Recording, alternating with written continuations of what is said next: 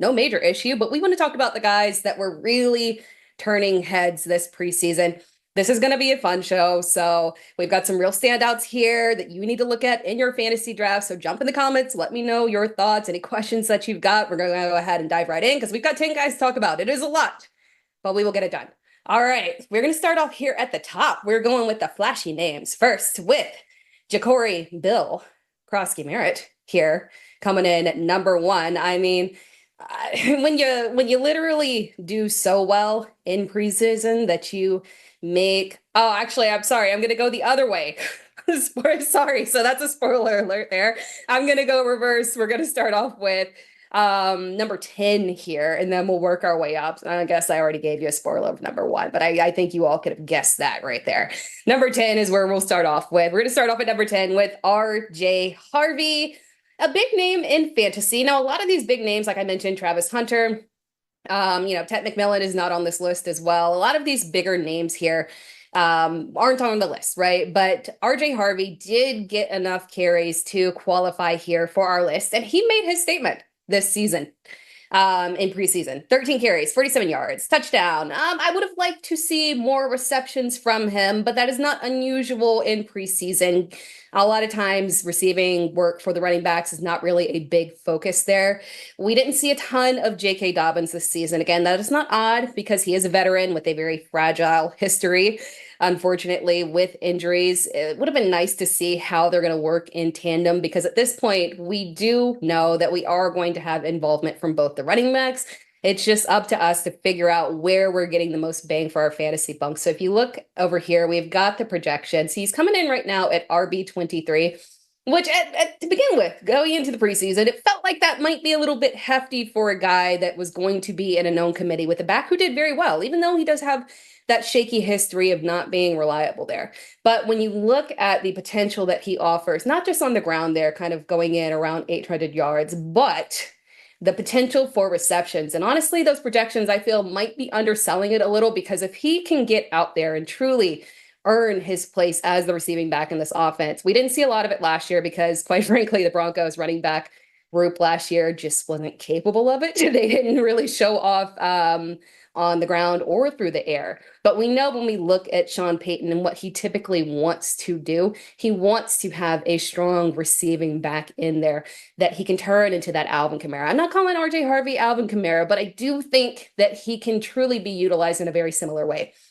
Again, this is a very similar situation to we've got with a lot of rookie running backs here, but he has got such explosive capabilities in this offense, the receiving upside, and made a good little splash there in preseason. He ran with the Broncos' first team offense in their final preseason game. Again, output wasn't massive, but it does speak volumes to his involvement. He is going to be an integral member of this offense. Chat there from Zeman 105. Omarion Hampton is going to eat. I do think that he is going to clearly start off the season as the lead back. Now, we might get Najee Harris in there. We got some reports that he's trending towards being able to play.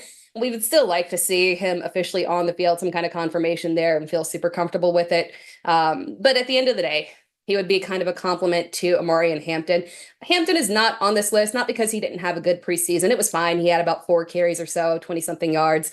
A goal line attempt that didn't go so well, but still overall looked fantastic. But just didn't see a ton out of him. But he is definitely set to have a potential top 20 season here for us. Moving on to number 9 here. We have got Keandre Lambert-Smith with the LA Chargers. This is one that I am absolutely obsessed with. Good preseason stats really showcase that deep threat capabilities. Got a nice touchdown grab here. Now, when you look at the stats, catch percentage, not so fantastic, but just be aware that Justin Herbert obviously didn't play the vast majority of the preseason here. So some of those catches were a little bit suspect coming from some quarterbacks that were a little bit suspect, right? But overall, he showcased exactly what we needed to see. He will have a role in this offense as a true deep threat here. Receiving bombs from Justin Herbert all season long. And when we look at that Chargers receiving core, right, other than Ladd McConkey, when Johnson was there, right? But this offense has no true defined pecking order in the receiving core, and they lack a high-end tight end, although Oronde Gadsden, shout out to him, also had a good, strong preseason, so could be taking over that role there and have fantasy production. But at the end of the day, they need a clear wide receiver too in this offense. The Chargers added Keenan Allen, and to his credit, Trey Harris also had a strong preseason here. But Lambert Smith is making a case to be one of these guys who could be the second look in this offense behind Lad McConkey. Preseason performance is awesome. In that first preseason game, he had the honor of being PFF's highest graded offensive player of the entire game. And just off to a fantastic start there. There's a clear level of trust that he's earned with the Chargers. Could be an immediate impact player. One of these guys whose ADP is very high, right? We're not having to draft him with any significant draft pick. This is a late round dart here for us. If you want to take a chance there, Keandre Lambert Smith, very interesting option this season. Moving on to number 8 here. A bigger name here. It is Tyler Warren. Tyler Warren, preseason, what we saw in terms of his preseason performance. Again, he is a presumed starter, so he was not out there for an extreme amount of snaps during preseason, but it was enough for us to see that this is a guy who is going to be a guy that makes a significant impact in the tight end one in the Indianapolis Colts offense. Now, traditionally, we haven't gotten a lot out of that Colts tight end role. Unfortunately, here, they have not been in a situation where they've had a talent on the roster to be able to truly step into that role right there.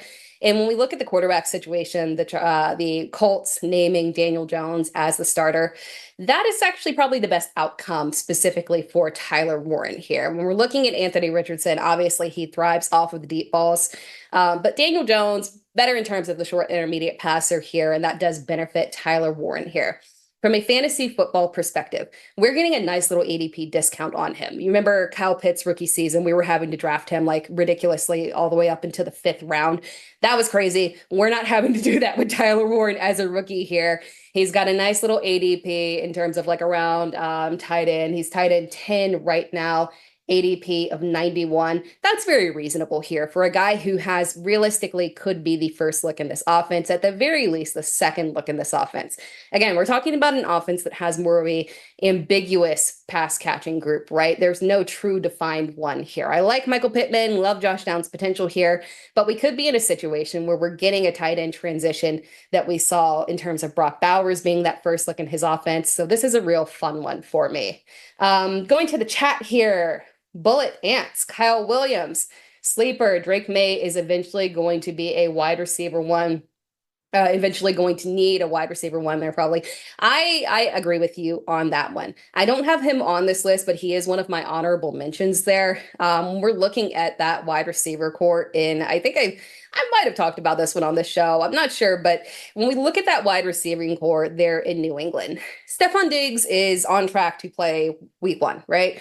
He is going to be the wide receiver one to start off with, but the track record for Stephon Diggs over the past several seasons, not so good, right? We have not seen a complete season in terms of high-level fantasy production. So at some point, while he might start off hot, Kyle Williams is absolutely someone who can slip in there, earn targets, earn trust, and eventually transition in the back half of the season, I think, to being a wide receiver one kind of candidate there.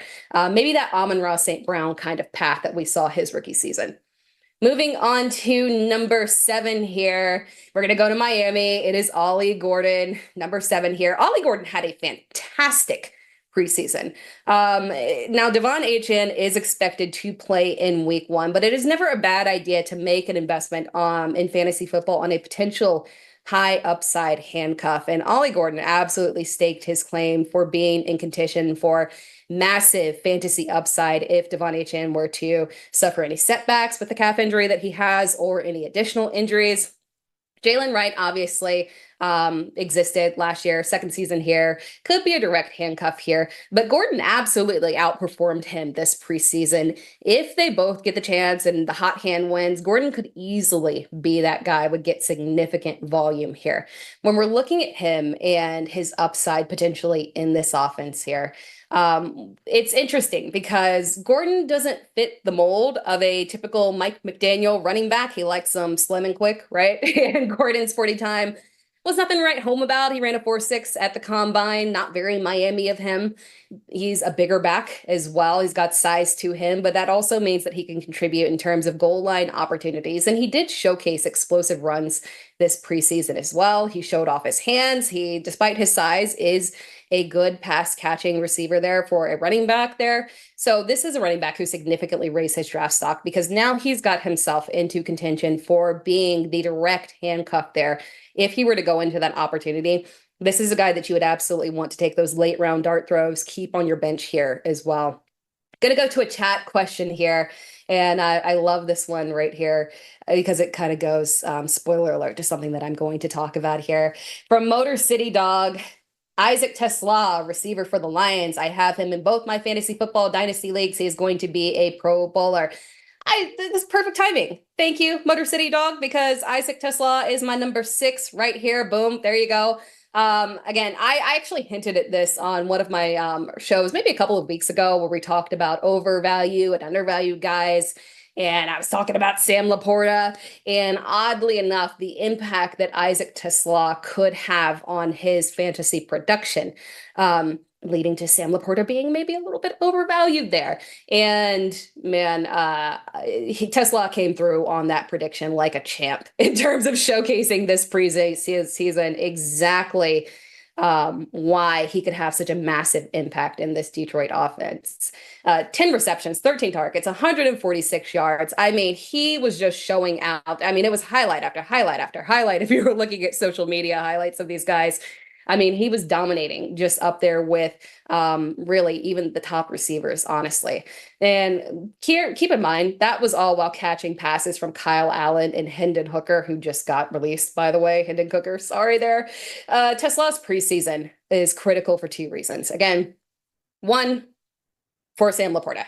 Unfortunately, the more impact these Detroit wide receivers can have, the more that pushes down opportunities for Sam Laporta in terms of fantasy production. Remember, we want guys that are at least the second look on his offense. That's what happened, unfortunately, last season with the addition of Jamison Williams kind of knocking down that value there for Sam Laporta. And then 2 right here, the Lions have been just on a mission to find a consistent wide receiver 3, and they haven't really found that guy, but Tesla is absolutely him. He is going to mix in from the jump here. And a late round target for sure. Not someone who you're going to be immediately putting into your fantasy lineups because it's Amon-Ra, it's Jamison, it's Gibbs, it's Montgomery, and Laporta as well. But imagine a world where either Amon-Ra or Jamison goes down, which does happen occasionally, right, in a receiving core. Tesla could legitimately ascend to a wide receiver 2 with weekly fantasy value. So absolutely someone that you got to look at here. I'm going to go to the chat here real quick from Richard Akers. I think Warren is a little low, but with the QB situation, I get it. I think he's low too, but hey, that's good for us. That's good for us. We don't have to overdraft him. We get a nice, good value on him. We, can lock in all of our other positions before then, and then go ahead and get a high upside potential first look, with a shaky quarterback situation, but it is what it is. Anybody can throw the ball to a tight end, right? Chat from T Greek. Thoughts on the Panthers wide receiver rookie? He's one of my honorable mentions in here. I did not get to mention him because unfortunately he had literally 2 catches, but I think we saw all we needed to see from those 2 catches in preseason. He had one drive in particular with Bryce Young. He is clearly going to be the first look in this offense, the clear wide receiver 1. Of the 2 catches that he had one fantastic deep ball contested catch. He also had a target in the end zone, in the red zone. So, I mean, sky's the limit for him as well. Moving on to my number 5 here. My number 5 here is Pat Bryant. We're going over to Denver here. And this is an interesting one because this is a player that, again, I kind of spoiler alert, talked about somebody to begin the show instead of going backwards. But Pat Bryant literally bullied his own teammate out of town. Unfortunately, Devon Vele traded to the Saints. The Saints, and obviously, we're looking for some wide receiver 3 support there, and Devon Vele is a big receiver.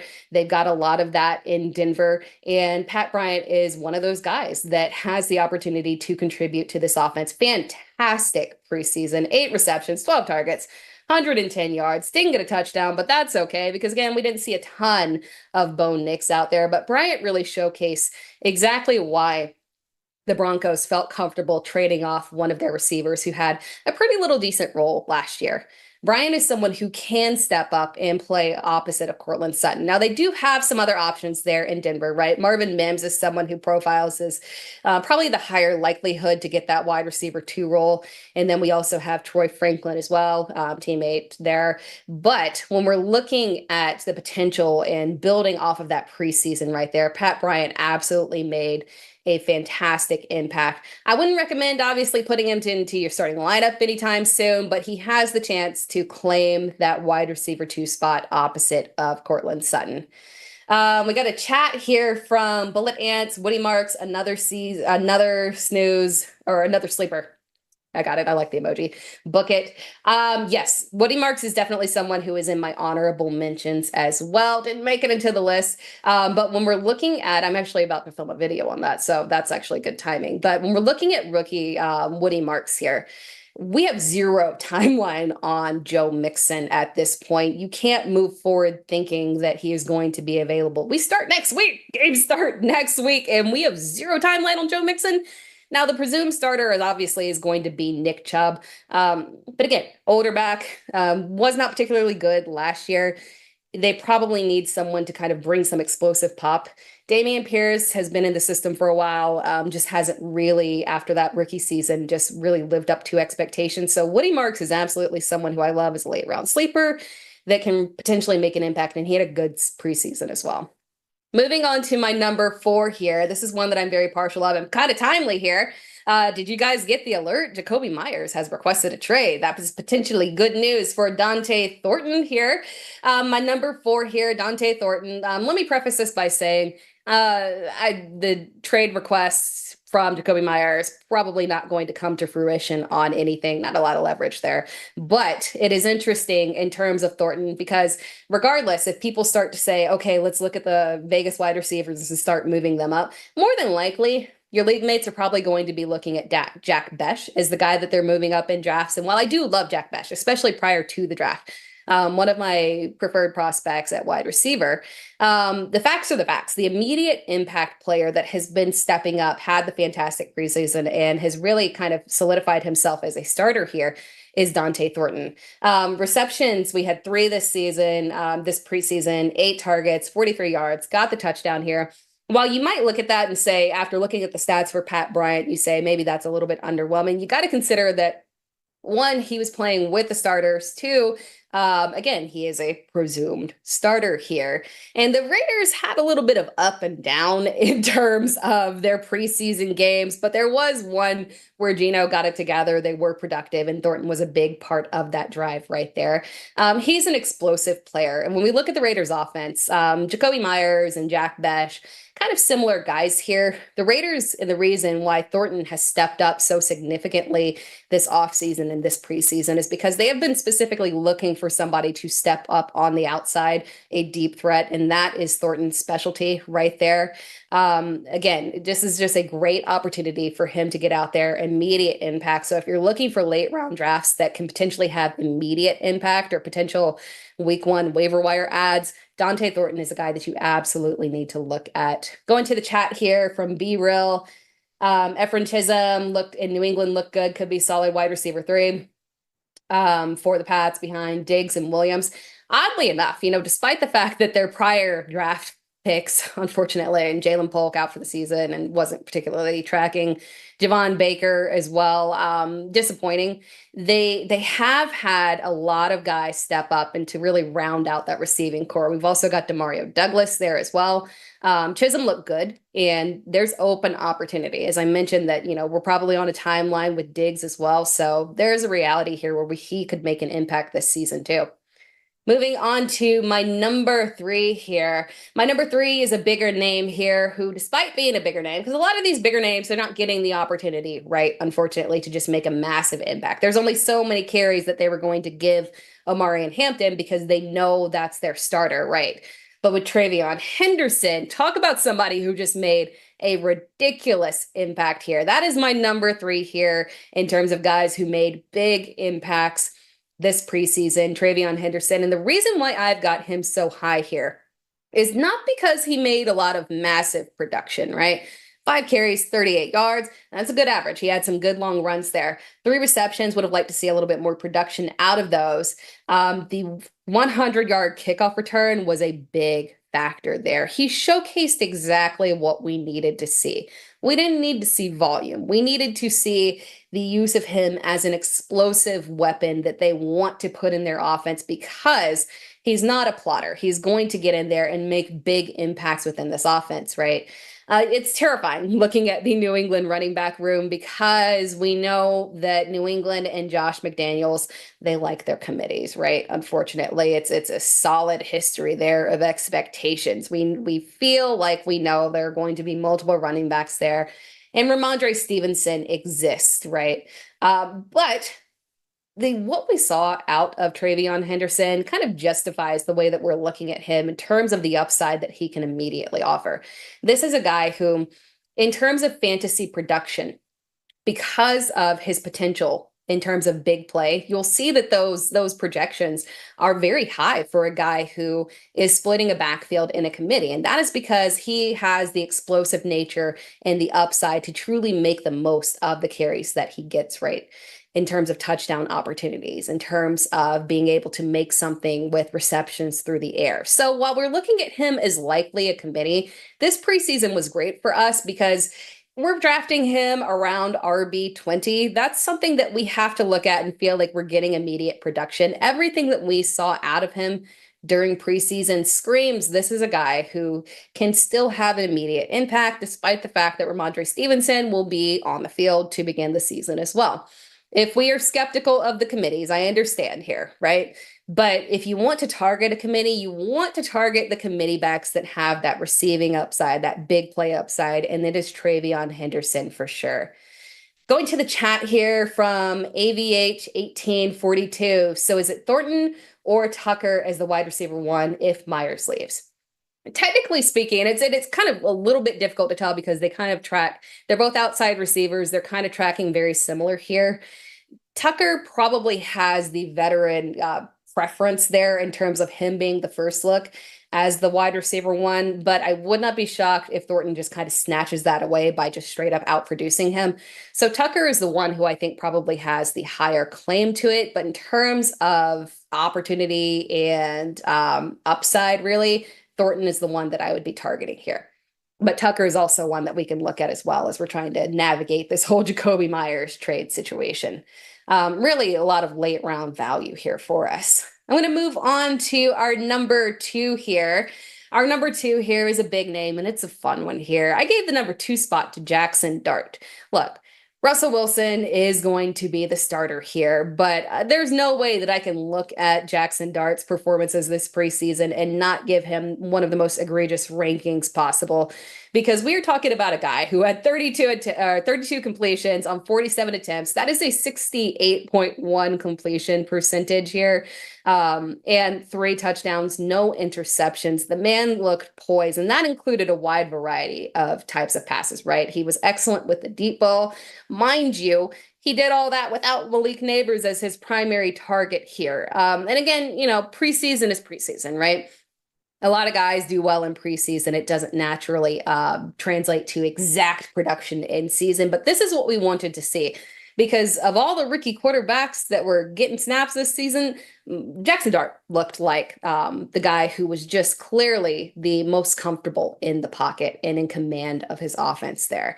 Again, preseason stats are not sticky, but this is a situation where his coaching staff is looking at him and saying, Russ is the starter, but at some point we will transition to our future. The Giants' schedule is probably the biggest issue in terms of Dart starting off the season, and it makes sense. I approve of the Giants' strategy of not throwing him out there because we've talked about the schedule that the Giants have. Unfortunately, this year, it's a gauntlet. It's disgusting, especially in the beginning of the season where they just go through a ridiculous amount of high-end defenses. But as we get towards the middle of that season, maybe we can get a little bit relief here and see Jackson Dart. So in 1 QB leagues, obviously, we're not targeting him because it won't be until mid-season, maybe at best, that you're going to be able to see him. But In super flex leagues, obviously somebody who that you can look at. I've got him on a dynasty team. I'm literally salivating right here. I'm waiting for him to be able to get that opportunity so I could throw him in my offense, throw him in my lineup there. So we're looking at him in super flex leagues. And as you're progressing throughout the season, if you're maybe taking the streaming quarterback option, because that is a good strategy here, you can start to kind of play the game of trying to predict when we might get an entry point for Drake or for Jackson Dart. So you can grab him early, not have to put in a significant amount of fab when you're grabbing on waivers, because I wouldn't be shocked if we get a Drake May type of season from him, but better because he has the clear better weapons this season than Drake May had last season. And he will also have not a fantastic offensive line, but a presumed better offensive line here than May had last season. We didn't actually see his value on the ground either. We didn't get a lot of carries out of him. So there's even more upside here. This was just fantastic for us to see. Now we will go on to the guy who I low-key kind of spoiled earlier if you were tuned into the beginning of the show. Number one here, it's not shocking. It is Ja'Cory Bill Krosky Merritt here. There's no bigger mover in preseason in terms of rookies, or really preseason in terms of anybody, right? He could, in terms of movers in ADP, he would be at the top of any list for us. When you make such a statement that you have your starting running back traded for a day 3 pick, you automatically get crowned king of the preseason there. A whopping 18 carries, 70 yards. It should have technically been more, but again, he actually didn't play that final preseason game because he was sitting with the starters there. And he did have a few receptions, 3 receptions there, got the touchdown. He looked fantastic. Now, this again is the type of 3-day pick here that honestly, it rivals what we saw with Isaiah Pacheco. You have to take it serious here. Now, I can almost guarantee that this ADP we've got up here of 120, I can guarantee that it'll be changed by the end of the show here because he is climbing as we are drafting, right? I do caution you to remember that the backfield of the Commanders, it was a committee last year. Brian Robinson had just 187 carries on 14 games. Austin Eckler did get some work on the ground, but primarily handled third down work. He will probably retain that role again this season. He is the clear veteran there, the most trustworthy guy in terms of that specific area. And we could also get some contributions from Chris Rodriguez as well here. So when we're looking at this backfield, just be aware. And then there's also Jaden Daniels, right? He had nearly 150 carries last season, second only to Jalen Hurts. So when we look at it, I caution you guys because you're going to see this ADP just rising and shooting up, and with good reason, right? We do believe he is going to be the starter there.